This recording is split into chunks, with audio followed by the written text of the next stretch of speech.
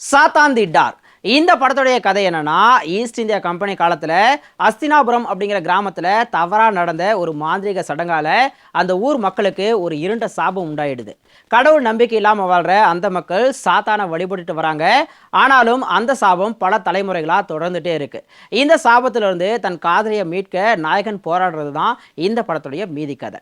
நாயகனா நடிச்சிருக்கிற FJ அப்படிங்கிற Frederick John school பையனாகவும் தன்னுடைய லவ்வருக்கு ஏற்பட்ட பிரச்சனையை பார்த்து துணிஞ்சு முடிவெடுக்கிற நபராகவும் நல்ல நடிப்பு கொடுத்திருக்காரு.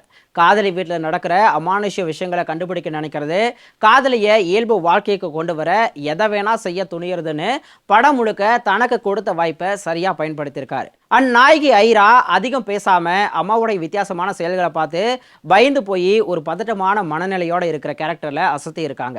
இரண்டாம் பாதியில அவங்களுக்கான காட்சிகள் குறைவுனாலுமே நடிப்புல பாஸ் ஆகிடுறாங்க. அம்மாவா நடிச்சிருக்கிற மோனா பெத்ரோவுடைய நடிப்பும் நல்லாவே இருக்கு. பயமுறுத்துற முகபாவனைகள் எல்லாத்தையும் செஞ்சுட்டு எதுவுமே தெரியாத மாதிரி முகத்தை வச்சுக்கிறதுன்னு படம் முழுக்க பயத்தை உண்டு பண்ணியிருக்காங்க. அண்ட் சாந்தினியோட கேரக்டர், அவங்களுடைய நடிப்பு ரெண்டுமே நல்லா இருக்கு. படத்துல வர மற்ற கேரக்டர்ஸும் தங்களுக்கு கொடுத்த வேலையை நல்லாவே பண்ணியிருக்காங்க. பாலாஜி ராமசாமியோடைய ஒளிப்பதிவு திகில் காட்சிகளை மிரட்டலா காட்டியிருக்கு. ஒரே அறையில் எடுக்கப்பட்ட காட்சிகளை கோணங்களை வித்தியாசப்படுத்தி எடுத்து ரசிக்கவும் பயப்படவும் வச்சிருக்காரு. அஸ்வின் கிருஷ்ணாவுடைய இசை படத்துக்கு பெரிய பலமா அமைஞ்சிருக்கு.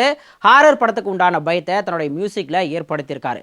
இயக்குனர் மணிகண்டன் ராமலிங்கம் பேய் கதையை சைக்கலாஜிக்கல் த்ரில்லர் பாணியில எல்லாரும் ரசிக்கிறபடி சொல்ல முயற்சி பண்ணியிருக்காரு. சில விஷயங்களை இன்னும் தெளிவா சொல்லியிருக்கலாம் அப்படிங்கிற ஒரு ஃபீல் வருது. அண்ட் தொடக்கத்தில் வர ஸ்கூல் சீன்ஸ் கொஞ்சம் அயற்சியை ஏற்படுத்துது.